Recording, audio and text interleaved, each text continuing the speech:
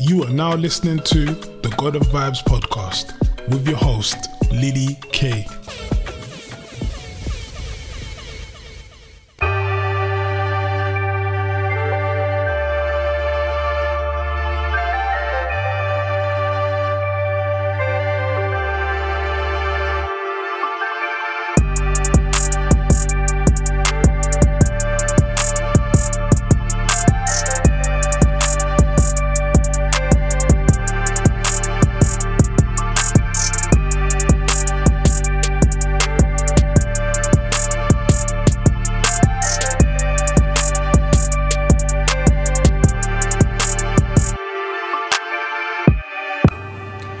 Hey guys, if you are tuned in, thank you once again for rocking with your girl right here on God of Vibes podcast. And if you are new here, welcome to the show where I talk about Christ, life, and music. And every month we have a different artist as a special guest on the show to talk about things that not a lot of people like to talk about.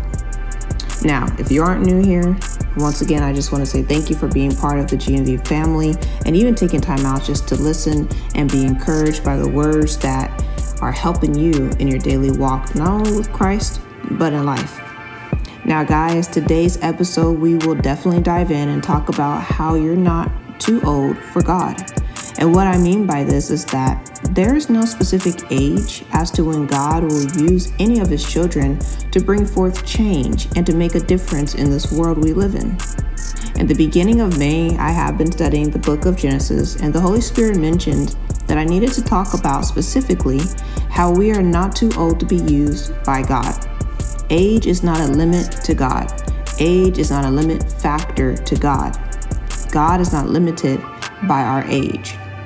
And he reminded me of all the people I've read thus far in the book of Genesis and how old they were when they were called to do what God called them to do.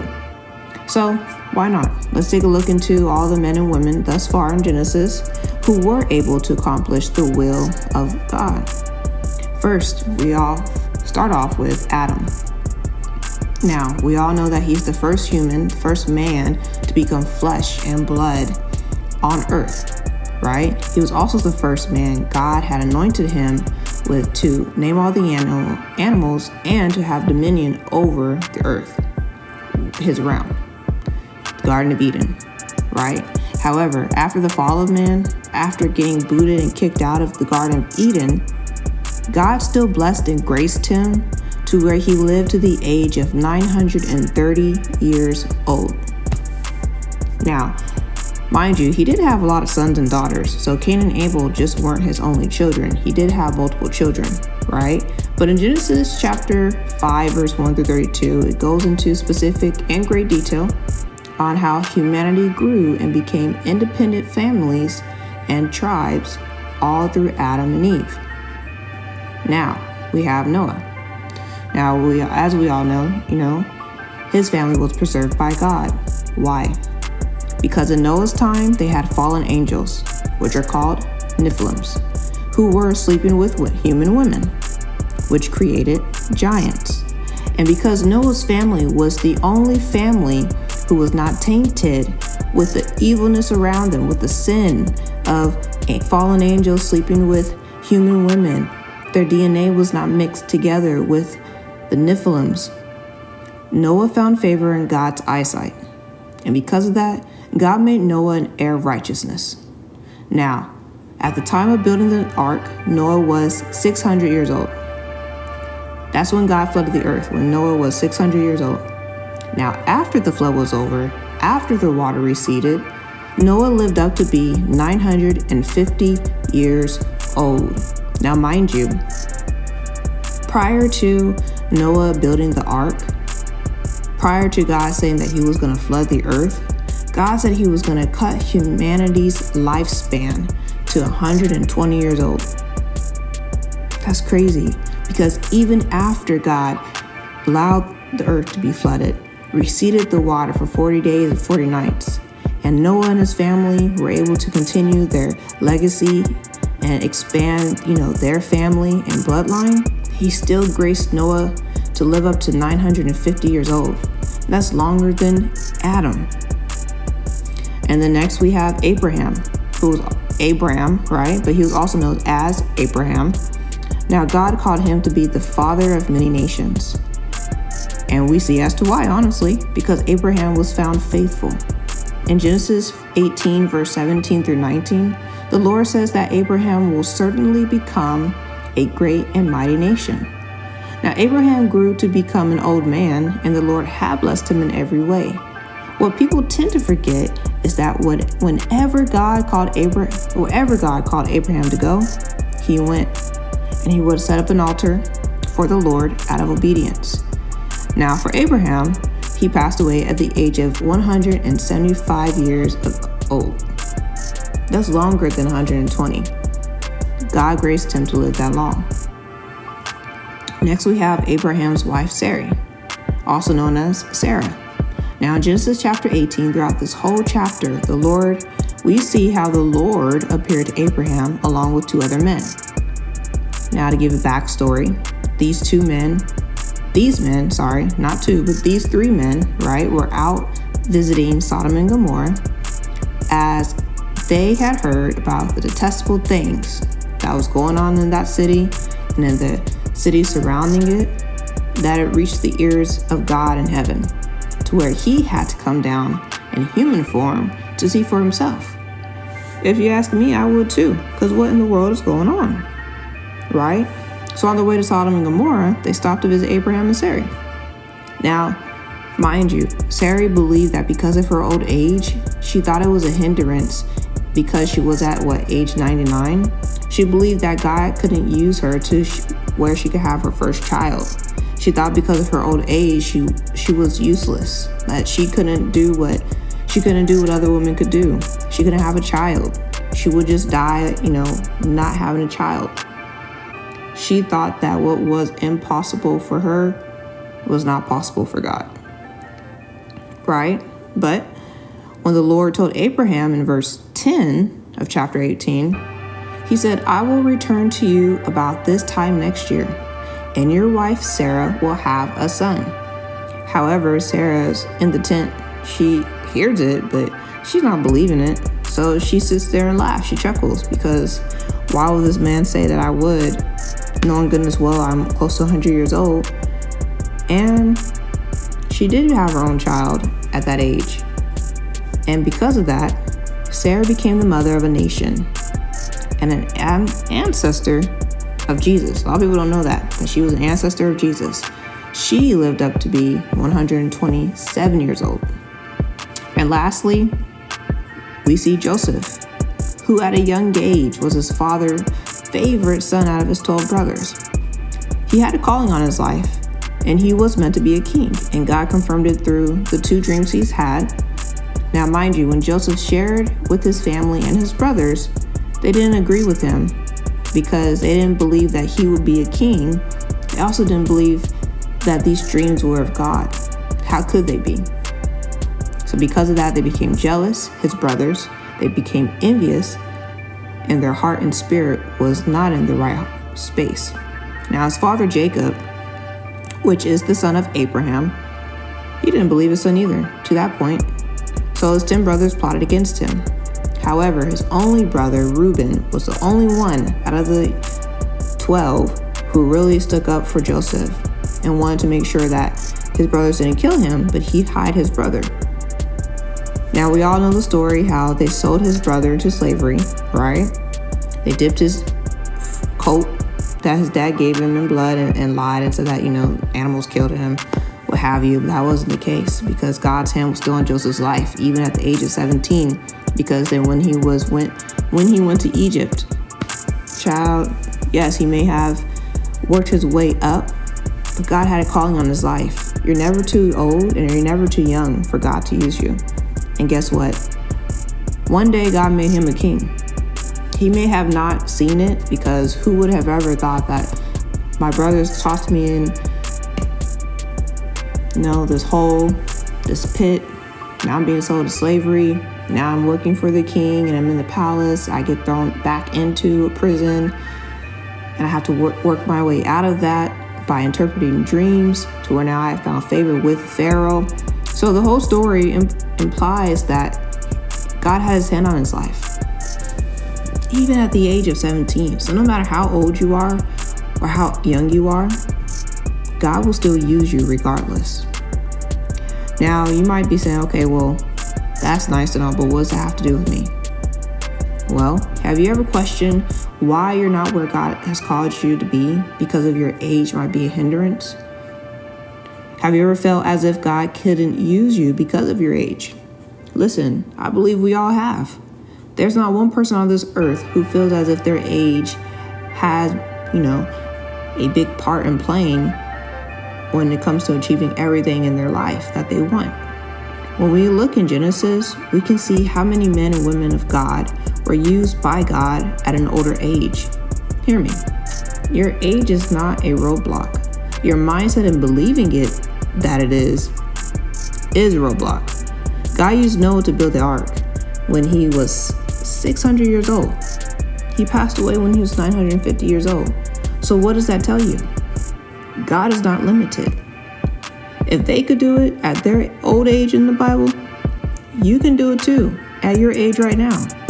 The problem with today's society is that we live in a world where they believe you have to have everything and have to do everything right now. That the time is speeding up so quickly that you're missing out on life. And that's a tactic of the enemy. See, the enemy knows that if he can lie and deceive the world, believing that their time is almost up, they're going to start acting like it is. That's why we are seeing things speed up in time, which a lot of things aren't even supposed to be playing out right now. We are seeing younger people doing things that normally we will see mid-aged folks doing, right? Kids 15, 16 years old with businesses. Like what? It's one thing to have the grace upon you on your life that God's given you to accomplish certain things, but it's another to be deceived by the world to believe that you have to do everything right now. YOLO, right? You only live once, do it now. No, not for us as God's children. That doesn't apply to us. And that's why we see so many young people and older adults feeling as if God can't use them because of their age. Look at Sarah. She felt because she was 99 years old, she couldn't have her first child and God couldn't use her to bear her first child. But God used her anyway. He blessed her anyway. Even though she doubted, he still blessed her. He loved her that much to bless her. And we as God's children, we should not be focusing on what the world has to say about our age. We need not to focus on what comes out of their mouths, because at the end of the day, we are focused on what God has to say about our age. Just because you haven't accomplished something just yet doesn't mean that down the road, God won't allow you to get to where he's calling you to be. Remember, nothing and no one can stop the plans God has called on your life. You will get there. There's no need to rush the process of getting older or feeling like you need to do something right now because the world says so. We don't listen to the world. We listen to Christ. And if God didn't open up that door for you, he didn't open it for a reason. If God didn't bless you with that opportunity, he didn't bless it. He didn't give it to you for a reason. Not everything that the world has is meant for us. I don't want what the world has. I want what God has. And if God says I have to wait to a certain age in his timing, right, to get to where he's calling me to be or to finally get to my breakthrough, I'm going to wait. I'm not going to listen to the outsiders, the world, telling me when God can and cannot use me. Oh, because now I'm 30 years old, he can't use me. Says who? Says who? And the same thing applies to you. God will use you no matter how old you are. We have to let go of that stigma and stop trying to attach itself to us because it doesn't apply to us. It applies to the world. That's their worldly standards. That's not God's standards for us. He will use you despite of what the world has to say. He will use you when he knows you're ready for what he's about to birth through you, when he's prepared you, right? He will use you at the right time. And when he does, like I said, no one can stop his plans called on your life. No one can stop it. So stop allowing what the world has to say about your life and your time and your age. Stop allowing them to dictate what you're doing, how you're doing it, when you should do it. Now that you're this age, you should be building something. Now you should have a corporate business and you should have a multi-billion business. You should be selling clothes. You should be doing this. Allow God to mold you and shape you and to direct your footsteps. God said we can make our plans known to the Lord, but He will ordain our footsteps. Not the world, not the naysayers, not your family members, not your friends, not your co-workers, not your neighbors, not someone you see up the street.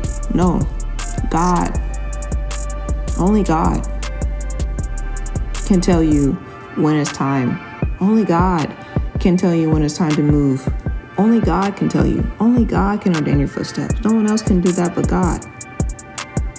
Don't allow the tricks of the enemy to deceive you to believing that because of your age you cannot be used. That is a lie. So in the meantime, enjoy your life. Work as if you're working for the Lord and not for man. Continue to do what God's called you to do, because everyone's ministry for the Lord is completely different. Some people are meant to be the hands for Jesus, meaning they're going out to serve people. Some people are meant to be the feet, meaning that they're going out to minister to people. Some people are meant to be the mouth, meaning that they're out there preaching and sharing the gospel to people. Some people are meant to do all three. But whatever God has called for you is for you. Don't rush it. Don't think, okay, God, well, I see, Instagram people doing this, and I see people on YouTube doing this. Let me just say something real quick. YouTube ain't gonna last forever. Nothing lasts forever. If you need a reference, look at Vine. Vine was around for how long? Years, until what? I think they got bought out or they sold their company. One of the two. I have to research it. But look at them, that didn't last forever. Vine was 30-second videos. Everyone liked that. And now what do we have? 30-second reels and 90-second reels, 60-second reels. So nothing lasts forever. It's just redefined. YouTube's not going to last forever. So you say, well, I want to be a YouTuber. I want to make all this money. Not saying that you can't. Not saying that you won't. But don't rush it because you see someone else doing it and they've been in it for 10 years. Don't rush it. Don't rush God's process over your life. Don't rush your calling. Don't rush saying, God, I wanted to do this. I wanted to build a business. God's time is forever perfect. I'm going to give you an example for myself. For me, I was into an MLM, which was a scam at the end of the day. Wasted a couple months on that thing. However, I grew knowledge of learning how to trade in Forex, the foreign exchange market. I understand how to do it to a certain extent. But sometimes I'd question myself like, man, God really allowed me to go through that to gain all that knowledge, but it takes money to make money. If you really want to be successful, you got to at least put $1,000 in your trading account. $500 if you really feel like, okay, I got the hang of it. $1,000 if you say, okay, now I know what I want to do, how to do it. I practice on my demo account. Now I really want to put $1,000 from my own bank account into my market, to my own account. And then, trade in the markets and then allow that money to grow. But it takes money to make money. So I'm like, Lord, I know how to do certain things in the market, but He had to remind me that His timing is perfect. Just because I grew knowledge in that, He's going to put it all together. Remember, God said all things work together for His good. So that goes for you too. All things work together for your good. Don't rush the process. Enjoy where you're at right now. It might not seem perfect. It might not seem, well, this doesn't seem like it's from God. It might not seem peaches and cream all the time, because remember, our walk with Christ ain't going to be peaches and cream. But don't allow the world to tell you when you should move, how you should move, what you should be doing right now. This very, like, you need to wake up at 6 a.m. out and go work out, then go eat breakfast, then get ready for, no. Your routine with Christ is your routine. Don't follow after the world. And don't allow them to limit you because of your age. So that's my message for everyone. I know this message was a little overdue, but I hope that this encourages you to understand that you are not limited by your age. God has a purpose and plan for your life. Don't allow the world to tell you otherwise. I love you. And until then, I'll see you in this week. Peace.